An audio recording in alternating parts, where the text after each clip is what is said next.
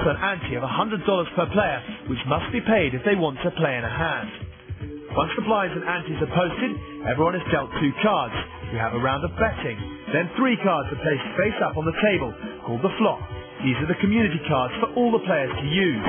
Then we have another round of betting, after which the 4th card, the turn, is placed in the middle. This is followed by some more betting, and the last community card, the river. Then we finish off with a final round of betting. The best 5-card hand takes the money.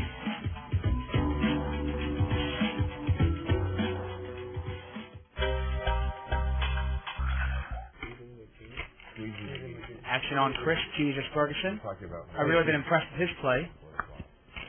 Yeah, he's been kind of the dark horse and the surprise. I knew that Alan Cunningham was a world-class player in cash games and in tournaments, but the fact that Chris has played so well in a cash game environment has actually surprised me a bit.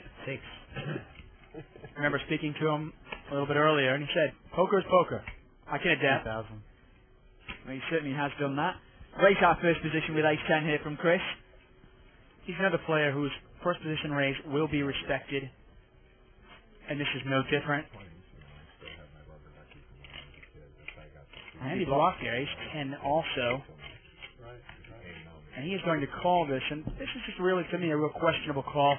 You're calling a heads-up player who's very tight, and now you have to play a hand that's tough to play out of position. They both flop the ace. Well, his decision's made easy by the fact that he's only started this hand with about $14,000. He can easily just move all in now, and if he's wrong, that's all it's going to cost him. This is, of course, the inherent danger of calling a raise with ace-10. You just don't know where you're at. You don't know what you're rooting for. I'm all in. You sort the table name. And then you just open up the table in alphabetical order. You just open up. And sure enough, Andy Block has moved all in for his remaining $13,000. Jones table, and there's a flop. If there's a flop out there. Well, the re-raise isn't going to be that much, though. 9,003 more. And Ferguson doesn't like it, but he's certainly not going to go anywhere. And that's an action. Ferguson cannot win this pot. 9,003. He can only chop it. Andy Block can win the pot if it comes out running clubs. That's why the percentages are showing 5% and 0%. We do realise that there's 95% missing. That's because 95% of the time this is going to be a chop pot. I bet it's a split pot. I'm a favorite. Yeah. Nice favorite club. Here's for the way.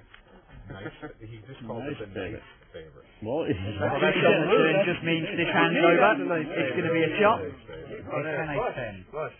If the 9 of clubs would have been on the turn first, it would have been a little bit more exciting. You couldn't even buy dinner with what your edge looks like.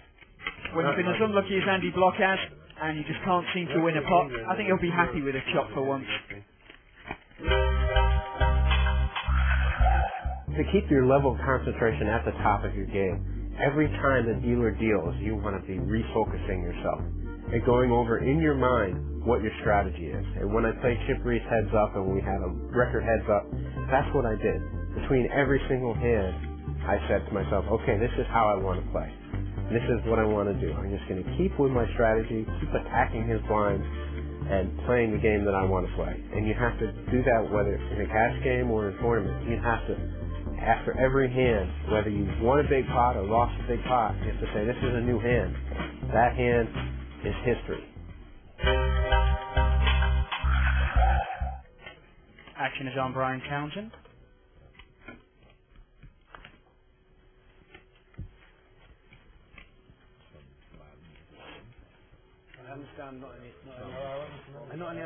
Brian Townsend down almost $144,000.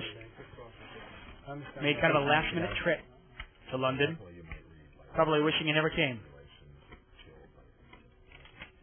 And look at that, Alan Cunningham with 2 red aces. Yeah, Alan Cunningham with his reputation, it's going to be hard for him to get on.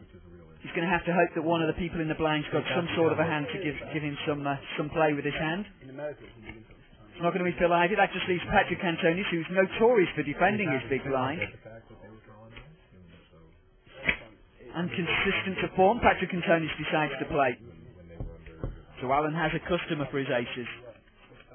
And here's the flop. 10-9-8. Oh, this could be a dangerous flop. 10-9-8. It's a scary flop for aces. It really is. It certainly is.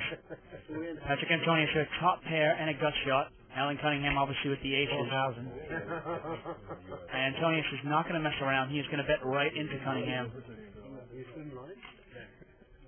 And Cunningham is as good as anybody in reading opponents. See how he plays this. Very dangerous, dangerous hand. I expect him to call. Take a card up, see what happens next. That's exactly what he does. Pot is now 13,500 to the turn. Turn is the 5 of hearts, and wow, that gives Patrick Antonius more outs. He can now catch a heart, a jack, a queen, or a 10.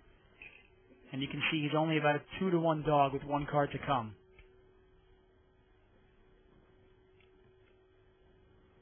Very, very scary spot here for Cunningham. And Patrick Antonius is going to bet 10,500. 10,500. Pot is now $24,000. 10,500 to call. And Antonius could have anything here. He could have 2 pair. He could have straight, a set.